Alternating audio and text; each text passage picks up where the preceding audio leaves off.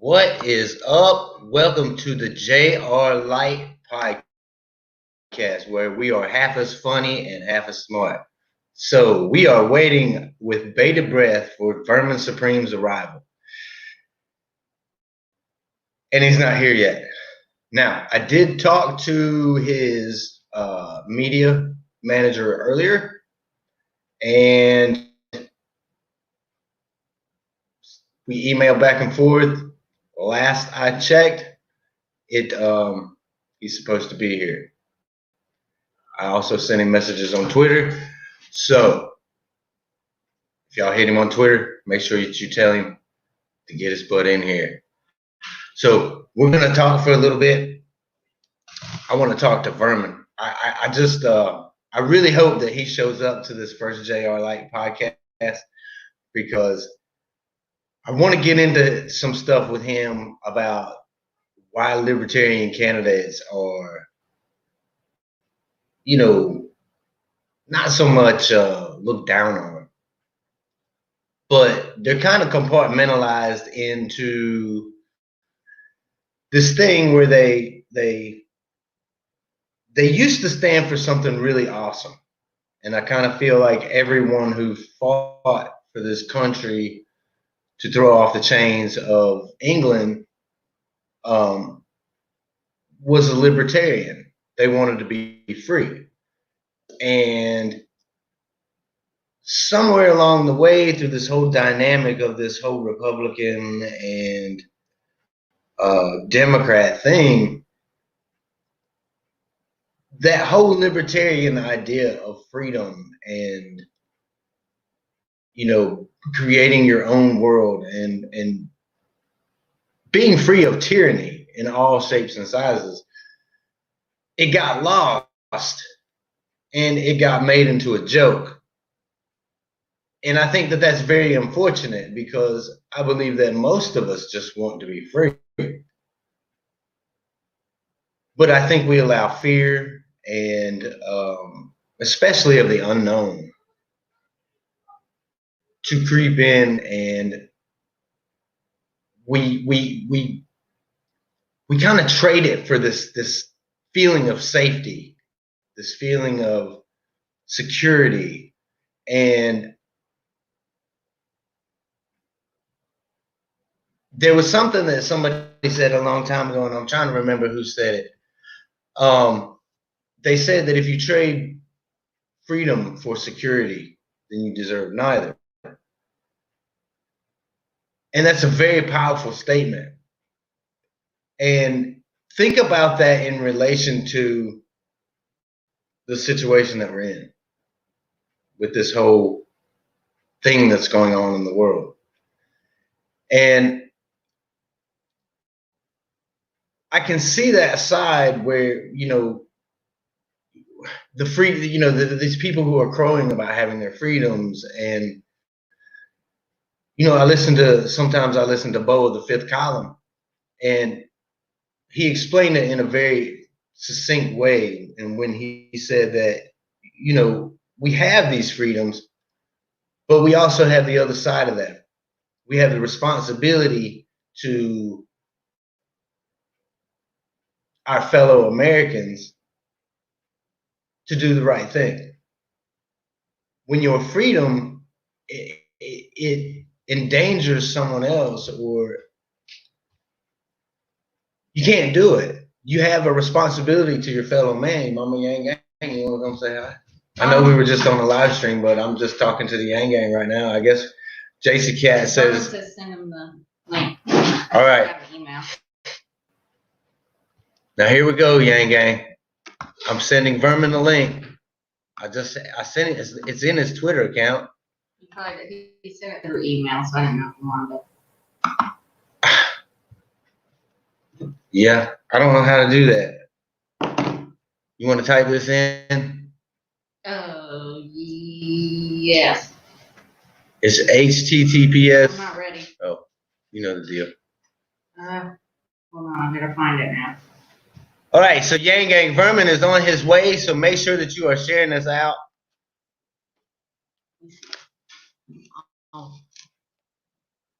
StreamYard.com/ You give it out, anybody can join. Stream out. I mean, we may have to do that here real soon. .com/. Oh, look, there he is. He saw it. Link? Okay. All right.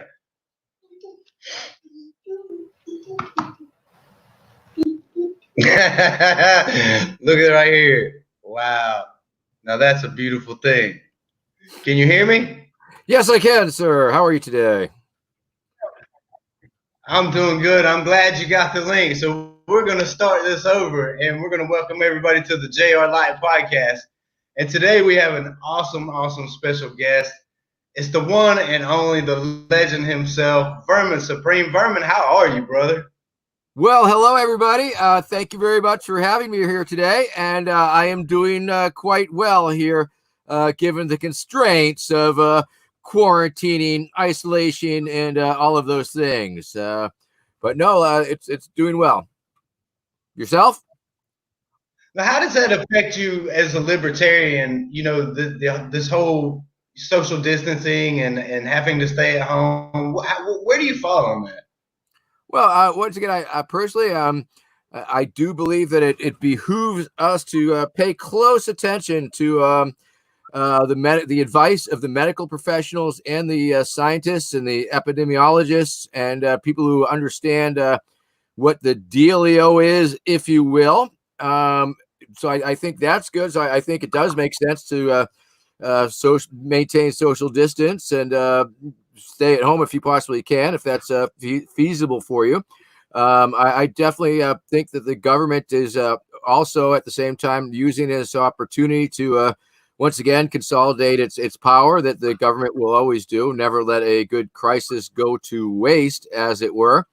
And I believe some of the and I think what it does is it shows and illustrates once again to the public that the government is ill-equipped to handle preventative measures, let alone save you or rescue you. I think it's pretty clear that it has been a combination of mutual aid and neighborly concern that has got many, if not most of the people through this whole crisis. It certainly hasn't been the federal government calling in to check up on you and see how your grandma is. No, it's us checking in on the people that need checking in on.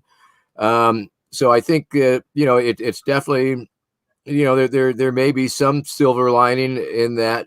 It does indeed illustrate very clearly how the government is ill-equipped to deal with such an event, and how the people are more equipped to. And now, of course, the government sucks at apparently alleviating or taking care of business, but they seem to be very good at enforcement. The enforcement arm of the government has always been a crackerjack operation, because they are not afraid to use violence or the threat of violence or the threat of imprisonment to further their desires for compliance. And so I think where I believe most people are in fact quite self-responsible and self-aware as to take the medical advice very seriously. But there's so many stupid people too, though. What are we gonna do about all this stupid people? The ones that don't give a fuck. I was just thinking that.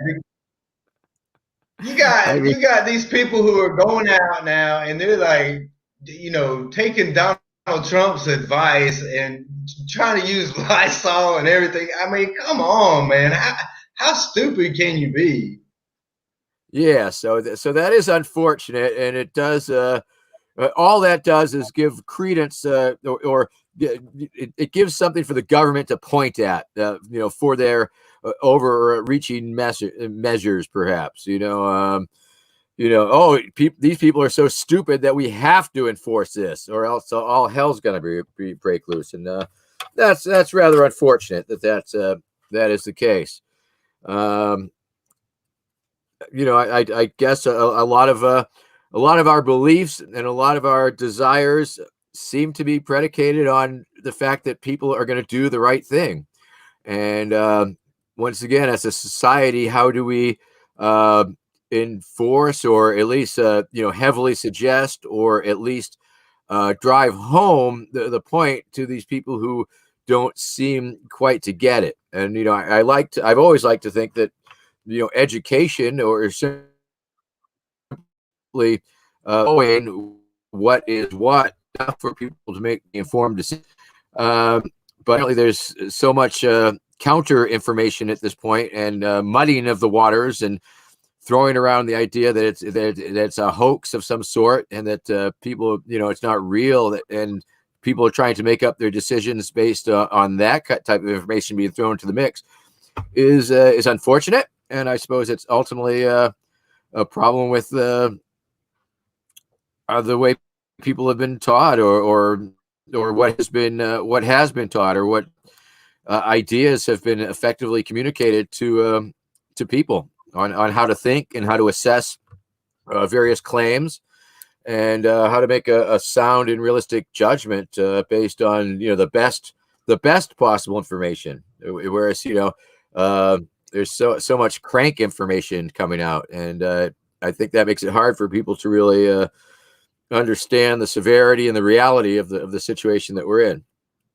And once again, I mean, yes, that's something that if you go back and you look at some of the CIA operations, and Mockingbird and all of this stuff, and not to get too deeply into conspiracy theories, but just exactly what you were talking about right there is some of those things. Some people. Go ahead. Go ahead. Please.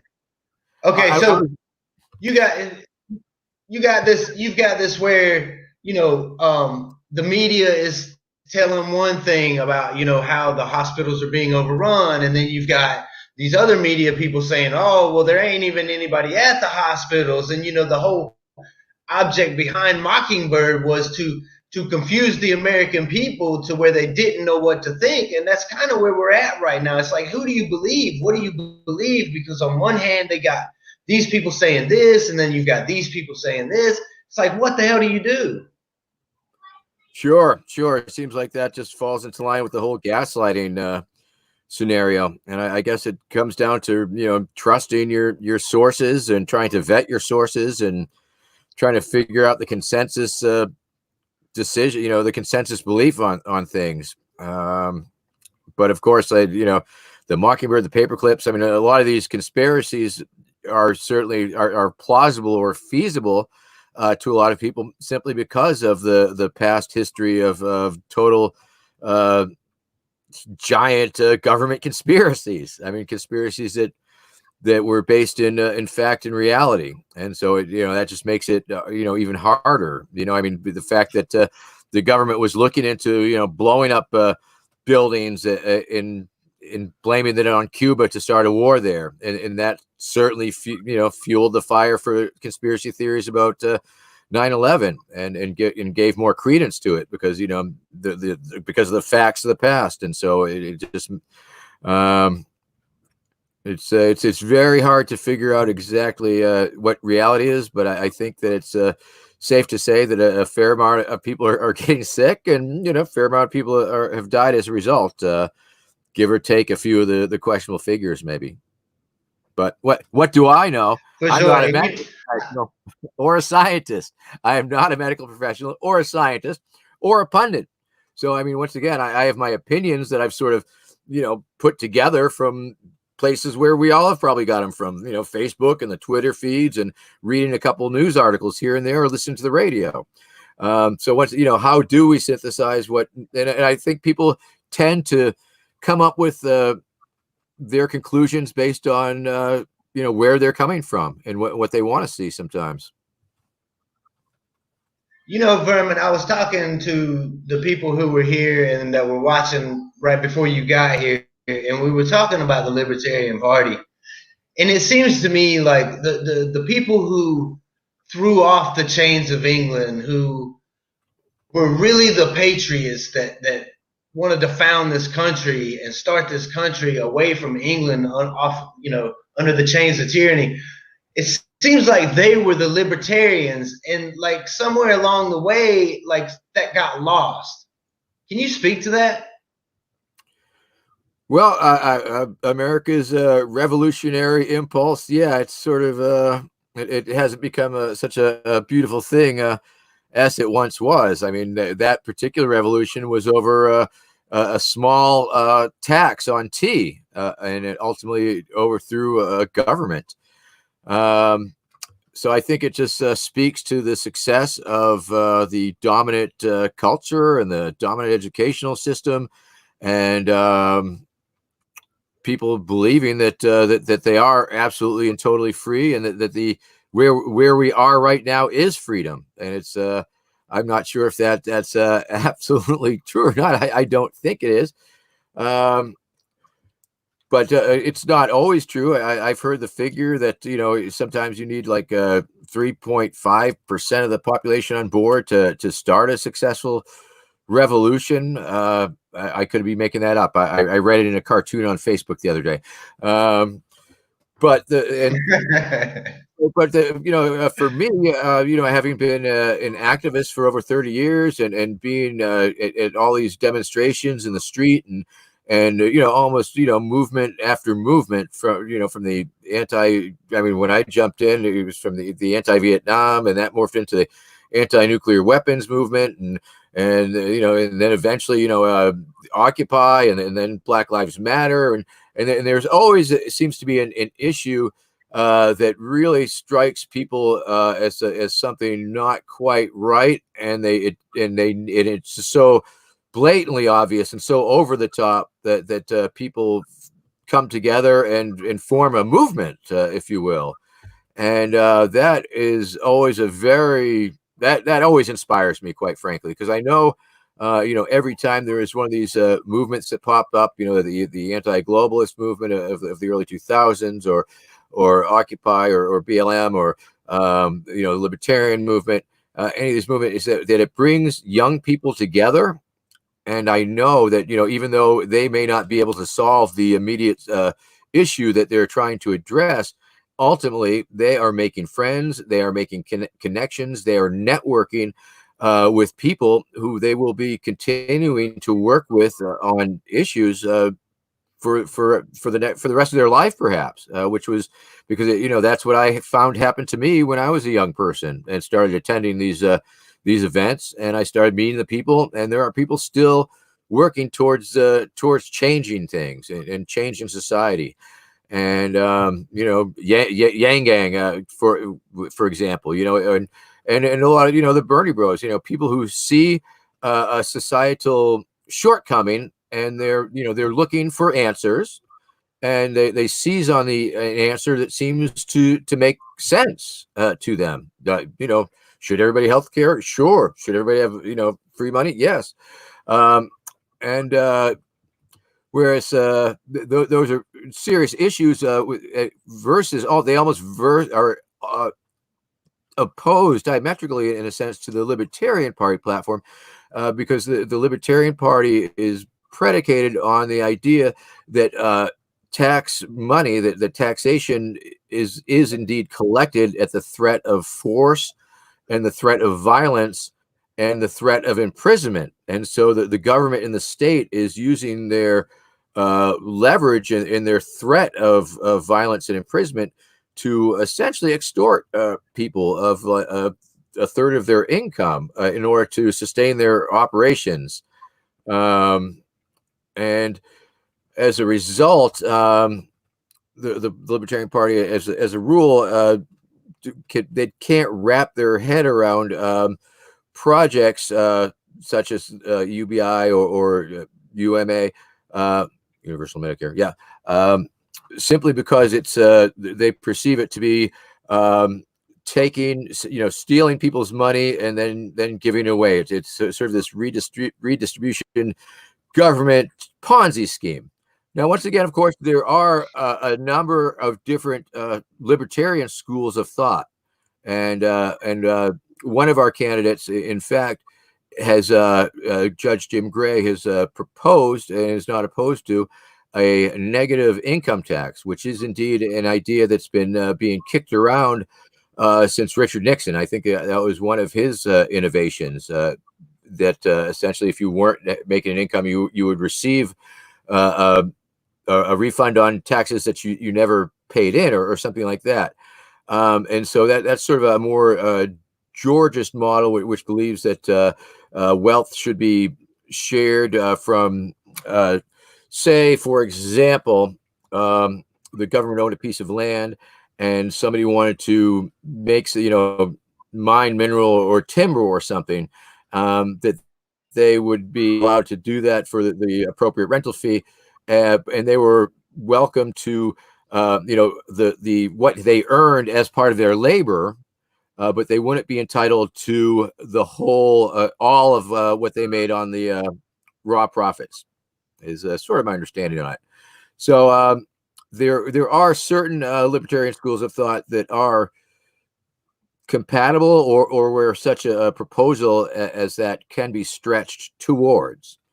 Now, the libertarian, I would certainly recommend and ask all of your viewers to please check out the Libertarian Party platform, lp.org/platform, and read it, and see how it feels, see if it fits for you, because I personally believe that a lot of our core principles will indeed overlap. I mean, it is a party that is strictly anti-war, that is totally about the freedom of the individual. It is about letting individuals be responsible for themselves in their communities, and there may very well be things that you find that, well, I'm not on board with that exactly, but I think it's you need to be able to hear somebody's explanation of what it is, because it has been my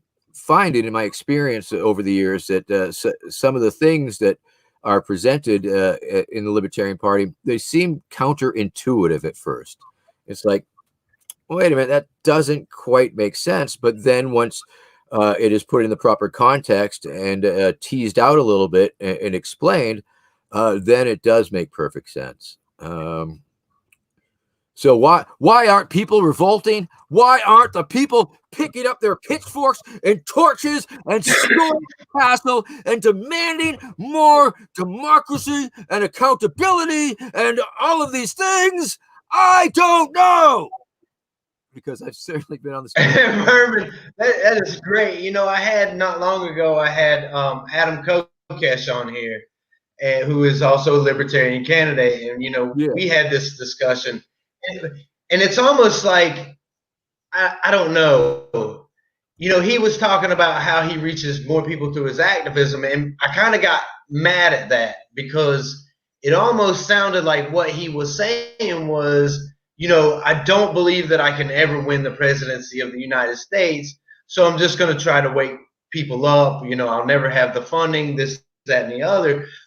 But it frustrates me as a freedom-loving individual and somebody who cares about people when that mentality is taken, because you have to get in there in order to affect the kind of change that you want to affect. Am I incorrect in that? Well, yes and no. I mean, as a long time activist on the streets and protester and demonstrator, ultimately, that activity is very democratic, exercising our First Amendment rights of speech and assembly in order to petition the government for a redress of our grievances. I think is a very real thing. I think it has worked time and time again. I think it is, certainly public pressure and public opinion are things that have certainly swayed discourse in the government and those who are on the inside, and have certainly forced change to happen. From the public pressure put on by protesters against the Vietnam War, the suffragettes, for example, they weren't even allowed in the government because they were women, and yet they were able to mount a successful pressure campaign from outside that ultimately forced that issue to the forefront and made that change. The civil rights struggles, as far as African Americans inside the government, there were not many at all. Not I mean, you could probably count them on one hand. However, the pressure that the public opinion and the activism and the protests and the civil disobedience was what forced the hand of those in power to change their minds and enact legislation and laws that changed things. So ultimately, my gut feeling is that, anybody who's involved in a level of politics that actually gets on the inside, it's sort of, like maybe somebody who starts out wanting to be a police officer because they're idealistic and think they can, change things for the good. But then once they're there for a while, it changes their outlook so hard that I think they lose track. And so like a politician might, come in, maybe even Andrew Yang, if he had been, successful in his election, might have found out that what he was trying to make happen couldn't happen because it couldn't get past the House or couldn't get past the Senate, or became, gridlocked in some other fashion, or became politically not feasible. And so I am a staunch believer that that pressure that we can push on the outside. And of course, my presidential runs have been ultimately for the past 30 years. Ultimately, I mean, it's political satire in theater to a certain extent, but once again, it's me using my First Amendment rights to exercise my speech, and by exercising this level of creativity and what have you, and the magic boot and all the crazy talking points, that has pushed me to a point where people are interested in hearing what I might have to say, even though a lot of times I don't feel like what I have to say is any more important than what anybody else has an opinion about. But on the other hand, now that I'm running for president as a libertarian, of course, I must speak with a little bit more authority and pretend to know that know exactly what I'm talking about. Thank you. It's funny that you say that, because like the first time that I had the honor of interacting with you was was at the arcade in New Hampshire. And I am very ashamed to say that up until that point, I did not know who Vermin Supreme was. But I promise you, the next day, my feed and my comment section blew up so much, and they were like, "Do you know who you interviewed during that?" And I was like, "No." And it was like, "That dude is a legend. He is a legend. That is Vermin Supreme." And I was like, let me check this crazy dude with the boot out on his head. Let me check him out. And I think that the Libertarian Party, man, it has so many awesome ideas. But it seems like we're trapped in this two-party system where it's Republicans and Democrats, and that's all they do is fight and constant head. And we see through this crisis that we're going through right now how inept the government actually is at helping its citizens out. It's so ridiculous to see the disparity of what the American people have gotten through all of this and what companies have gotten through all of this. I mean, it's absolutely sickening, and it makes something like at least a temporary universal basic income seem almost necessary just to help the people get through this crisis. Where do you fall on that? Well, I think it is totally ironic that Mr. Yang was so ridiculed for the UBI, and how it was not taken seriously, and all of a sudden here we are, where the government's printing out the money and seriously considering giving it out to the people. And of course, Canada, I think, is giving out $2,000 a month for a while. And I suppose in an emergency situation, whatever needs to happen, of course. Ultimately, money is an imaginary construct, and they're just printing it out of thin air, essentially. And of course, the nation's already 25 trillion in debt. So what's a few more trillion, I suppose. But I think there might be, other ways. I think, perhaps the rent moratorium or well, that would not, if the government's is your renter for public housing and stuff, they could certainly be in a position to start giving people some slack on their rent. Government issued debt, say like all the student loans, they could very easily vanquish that debt and create a huge economic stimulus. The government could, start doing like it's doing, which is start giving you some of your tax money back, or start waiving taxes, or start waiving property taxes, or there might be other ways to, because we're in a pause situation where the economy seems to be at a big pause. So it would be, doable, or a little more doable, if the pause was across the board, if you see what I'm saying. I saw on the internet, which is where I get a lot of my information, of course, a proposal that, well, why not just take that especially for homeowners who are paying mortgages and stuff, why not just, move that, put those 3 months towards the end of the mortgage. Boom. I mean, they'll still get paid. It's just like, so I think there's definitely a lot of ways that it could be handled, because although I'm a firm believer,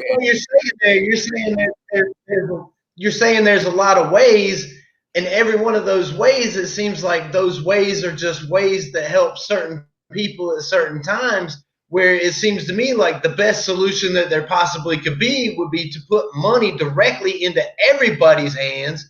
Let them spend it on rent. Let them spend it on food. Let them spend it on the things that they need at the moment. Because it seems to me like the broke folk are getting screwed royally in this whole thing. And the easiest way to help poor people is to put money directly into their hands. It sounds like a good idea, but is it really a good idea? I mean, where's the drawback? If I'm going to the store, I can't use a rent credit to get a gallon of milk. Or if I'm going to the store, I can't use a negative income tax to buy a loaf of bread. I mean, a person's got to eat. A person's got to buy diapers. A person's got, baby formula. All these things, we could do away with all of that by putting money directly into people's hands to get through this crisis. Well, once again, that is an idea. I just don't really see how it would work, how it could work, and how we can afford to do that. You say, how can we afford to do that? That's the question that is on everybody's mind. How are we going to pay for that? But nobody's asking how we're going to pay for that when we're printing trillions of dollars to bail out the banks. No one's asking how we're going to pay for that when we're printing trillions of dollars there. I mean, let's give the money to the people instead of the bank. Sure, give the money to the people instead of the military. In terms of priority, there is a certain niceness to that, and sure. I mean, in terms of priorities, I think people eating and living is considerably more important than exercising foreign wars. I know a big part of the Libertarian Party platform is ending the overseas wars, and goodness, that would that would free up a shit ton of money. Let's say, I'm personally, because I personally come from this sort of anarchist perspective. I mean, ultimately, I've been an anarchist my entire life, and so therefore I've always believed that the state, the government, is the enemy, or unnecessary, or superfluous, or shouldn't even exist. I believe that it's illegitimate as a entity. However, of course, now that I'm sort of thrown into this real world situation where I'm trying to present potentially real world solutions, and running as a real candidate for a real political party, I have certainly found myself, I've had to reassess and readjust a lot of my thinking, I think. And part of that comes along these lines when my human place really feels for these people and want to help them. And I'm not sure that this is the best way. I mean, opening up the economy or opening up certain occupations would be very desirable if it can be done safely. I mean, obviously, people need to earn a living and make a living, and so yeah, that's important. I'm not going to say I do not want to see people starving in the street, although there's a lot of people in the street as we speak, and a lot of the things. Absolutely, and I want to. Let me address one of your. I just wanted to address a very libertarian solution, which is the people helping people and people looking out for one another, and community organizations and not-for-profit organizations whose mission it is to help other people. When the government gets involved in helping people, inevitably it creates a huge bureaucracy, and it's extremely inefficient. We don't think it's the bestest way, and that maybe if you didn't have to give money to the government for them to redistribute in some other form, then you could freely share it with those that you believe that are in need. And once again, that's the main thing that's been getting us through this pandemic, this particular situation, is people helping people and giving to one another. Back in my early days, it was sort of like, somebody would tell you, they were working on a project. So, okay, well, here's $20 towards that project. And you just sort of knew that person was going to give that $20 to somebody else or something else they were working on. And that person in turn was inevitably going to give that money to somebody else who was working on another project. And you were more than likely going to have somebody hand it back to you, the same money that you're trying to get out there to help people.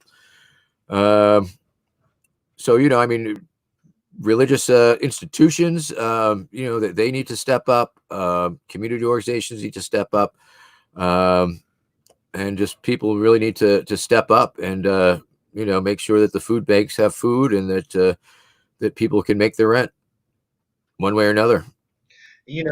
That's something that I saw as an article that CNN just put out, and they were talking about how Tyson was closing plants, and they were warning that because they're having to close plants, that this is going to cause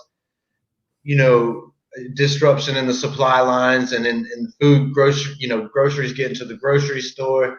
And then I'm seeing other articles where there's these mountains and mountains of potatoes that are just rotting away because they can't be taken to where they need to go. And you were talking about how we all help each other, and that's something that's beautiful about the American spirit. We've always had that, where we all pull together in really tough times and we all help each other out. But at what point does that stop? Because there is such a shortage coming, and the things that I'm hearing about, supplies to the grocery stores, it's kind of scary if you think about it. Indeed. That's why I think it's a huge wake-up call. It's a potentially transformative moment in our society, and I think it's going to make people really question why.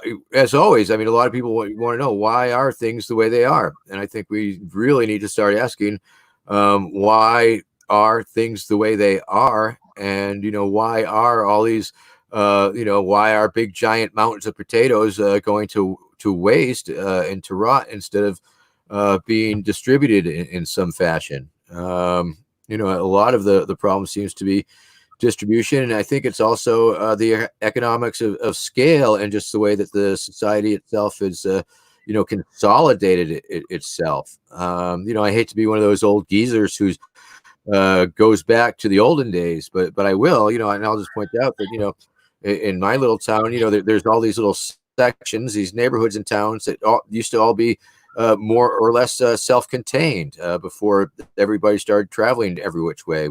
Every little section of town had their own little mom and pop grocery store. They had the cobbler if you needed shoes. They had a tailor if you needed clothes.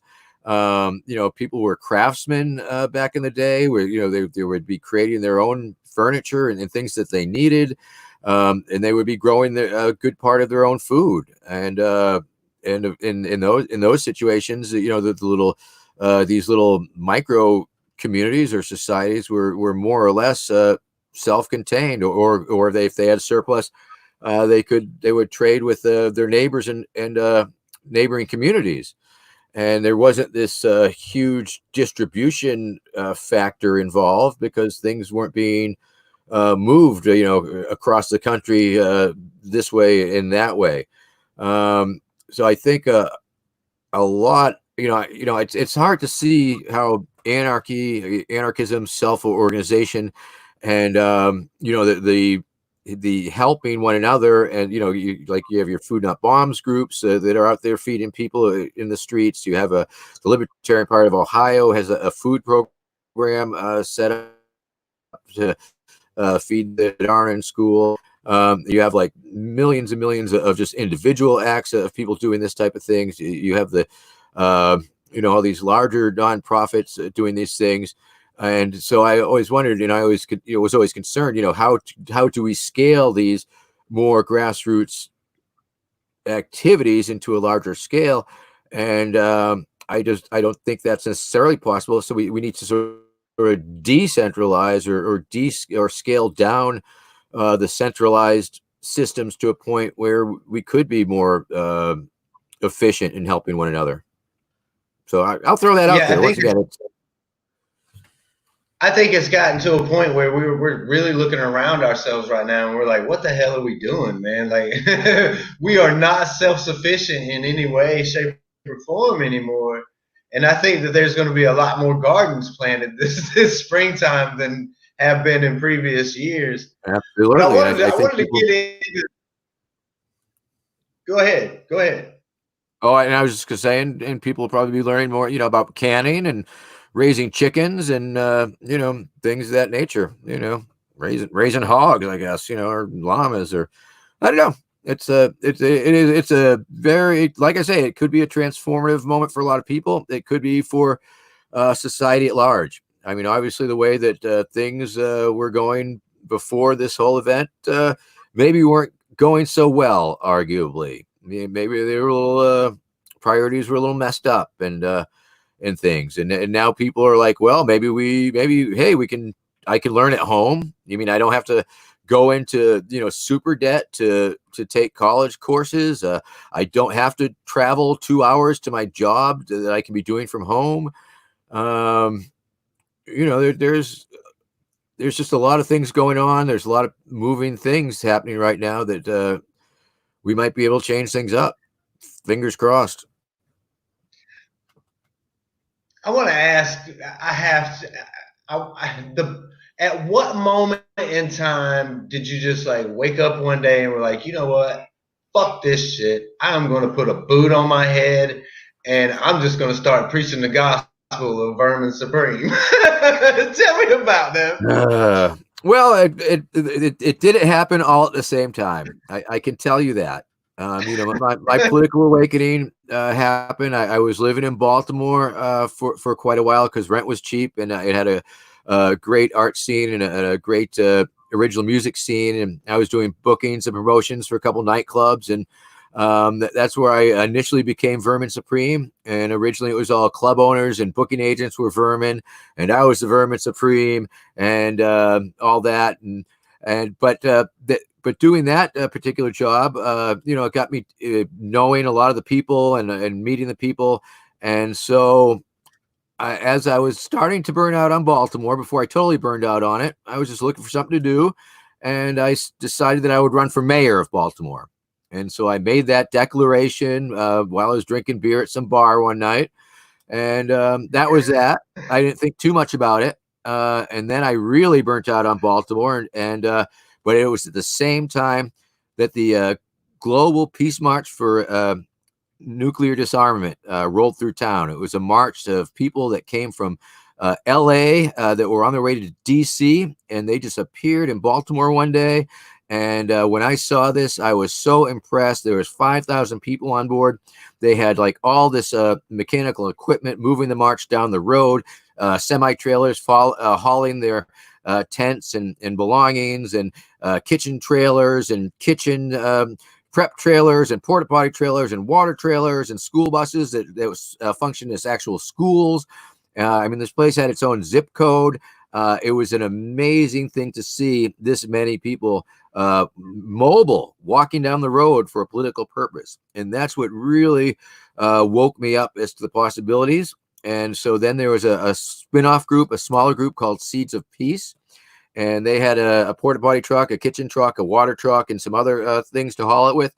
And we started doing different political marches against nuclear weapons, pretty much, down in Florida and Michigan. And that's where I met my wife. And then we started traveling the country, attending the rainbow gatherings. You know the rainbow gatherings? You had mentioned that you were a rainbow anarchist, and I'm assuming that this has something to do with that. Yes, it does. The rainbow gatherings are a free assembly. They are a temporary autonomous zone that occurs every year in a national forest. Usually the first week in July, with a week setup and a week breakdown. Imagine, if you will, 4,000 people sitting in concentric circles waiting for dinner. All of a sudden, out of the forest, out of the 100 different kitchens come people carrying food buckets. So they start feeding the people. Also walking around the circle are village criers, giving people health and safety information and what's going to happen like at talent shows and different events, drum circles or things like that. And also that goes around the circle is the magic hat. And that might be going around with a little musical accompaniment. And the magic hat is exactly that. It's a magic hat where people put money into it because the Rainbow Gathering is a non-commercial event. People willingly donate, voluntarily donate. There's no cover charge to get in or anything like that to the collective. And so that goes to the banking council. Banking council announces the figure for the night. Anybody can join the banking council, totally transparent. They interface with the supply council. Supply council interfaces with the kitchen council. Kitchen council, all the representatives give the shopping list. They go out, get all what they need, bring it back, send it out to the kitchens, and everybody gets fed the next night too. So there are so many moving parts to this event. There are shitters to be dug. There is firewood to be chopped. There are kitchens to be built. There are ovens to be made out of mud and stones. There is just so much going on here. And the only reason that anything gets done at all is because people see the need for something to get done, come together and make it happen. And that is nobody's in charge. There are no leaders. Decisions are made by council and consensus. And so this is sort of where I learned anarchy and what anarchy is in real life. And also it's where I learned to be a clown. So for the first several years, I was like doing a lot of stage work and running the talent shows and, being a goofball on the trail and being how stupid and silly I could be. And then after several years, I discovered that not one of the functions that we also provided was security. And of course, it's essentially boils down to a glorified camp counseling situation, but it is a lot of crisis intervention. Things can go wrong there. Sometimes bad shit happens, and we have to be on top of that and respond to it. And we're all about restorative justice, ideally. And if it's something that we can work out in a council and figure out how to, make the person who's been wronged to feel right, we go for that. And so one of the other things as a security agent thing at these events is we offer escorts to the police, not sexual escorts, no, but like actual physical escorts.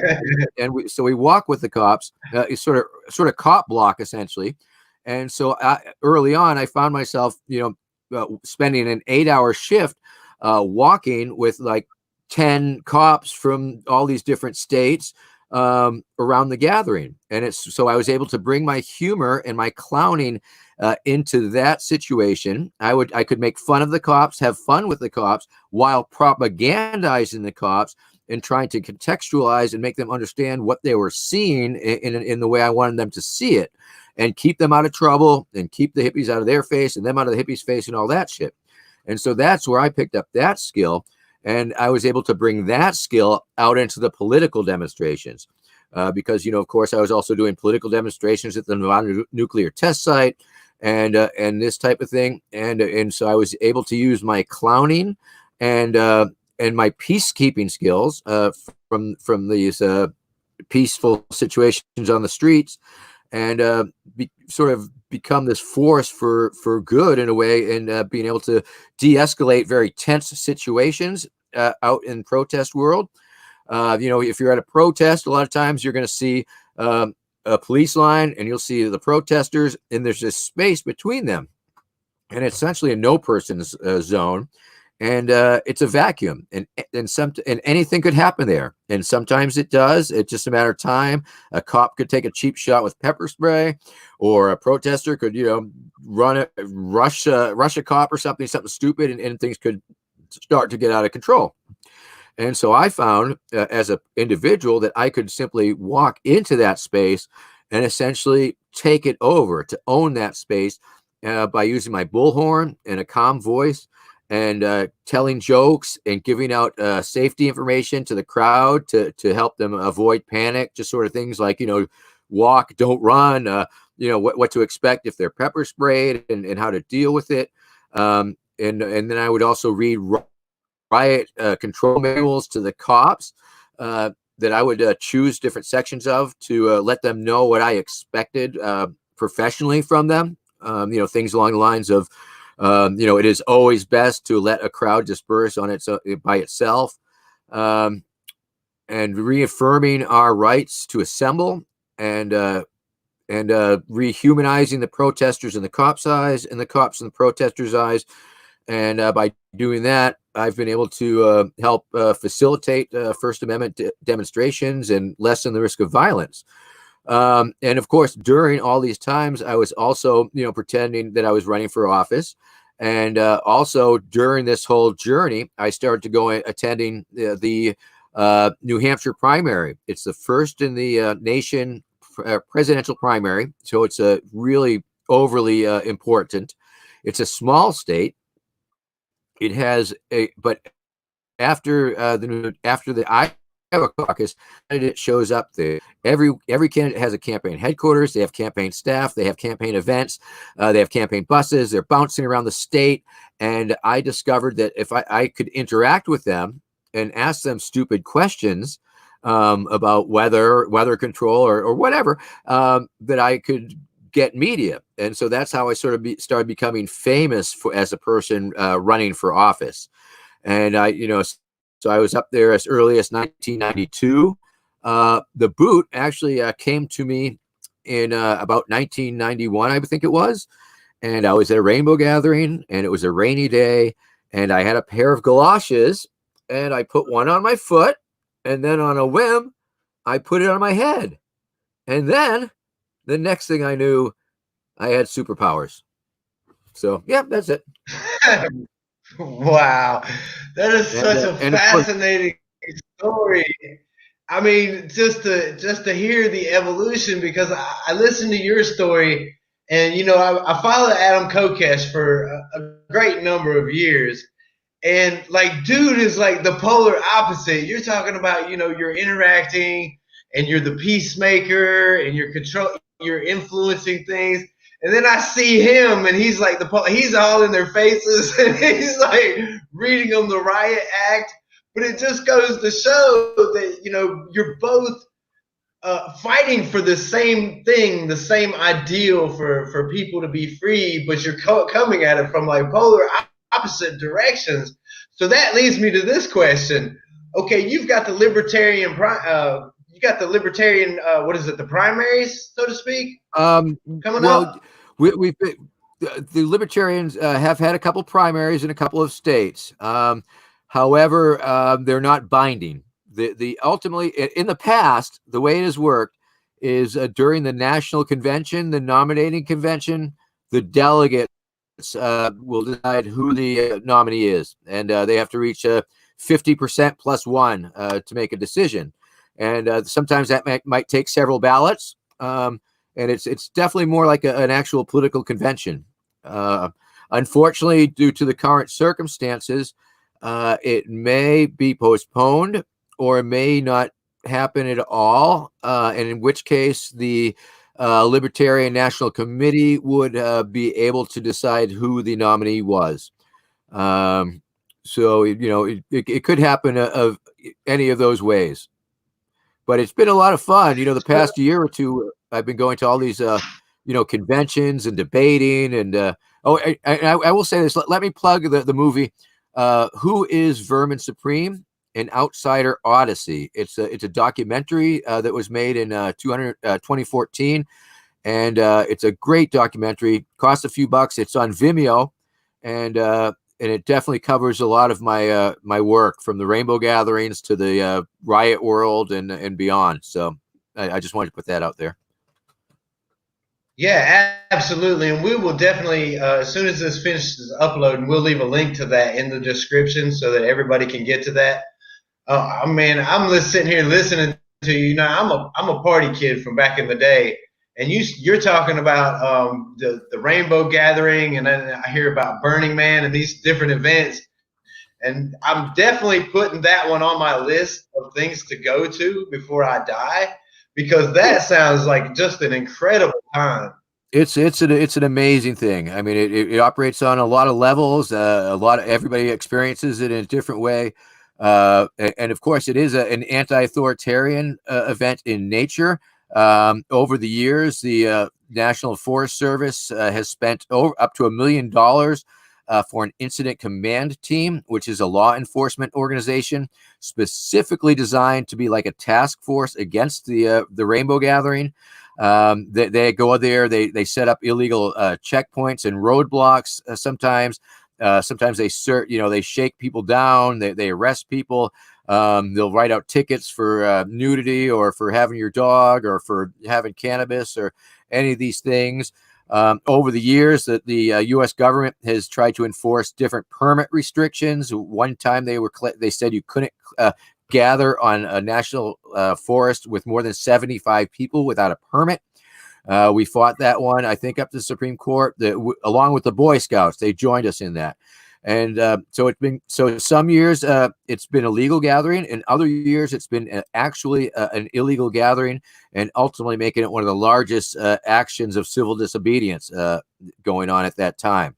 So it's definitely it operates on a lot of levels, but it's definitely an exercise in the First Amendment and free assembly. And once again, hard to say if it will happen this year. I think people are willing to skip a year just for the purposes of safety. But we'll be back stronger than ever next year, hopefully, if not this year. Man, the damn police just need to let us be free and let us do what we're going to do. We experienced that same kind of thing back in the day when I was going to raves and stuff, and the cops would. I'm like, man, nobody here is trying to hurt anybody else. We're all just trying to have a good time and go the fuck home. Just leave us alone. Now, we got a question that came in from the audience, and I want to highlight this. Von Dormel, if I pronounce that right, said, when should we expect your policy page to be up? It is up, I believe. You could look up verminsupreme2020.com. Verminsupreme2020.com has my policies, which are, I must say, I believe these are more satirical policy platforms involving, concentration camps for kids and stuff like that. But also there's links to the what in the hell is a concentration camp? Well, all these immigrants coming over, it would replace the current concentration camps, but they would have water slides. Oh my gosh. I have never heard of any kind of, that is great, dude. Now, one policy that I did hear about was the pony for everybody policy that we talked about in our first interview. Talk about that for a second. Well, yes, of course. I am the only candidate who promises a free pony for every American. It is a jobs creation program. It will create lots and lots of jobs. Of course, it is a federal pony identification system. You must have your pony with you at all times.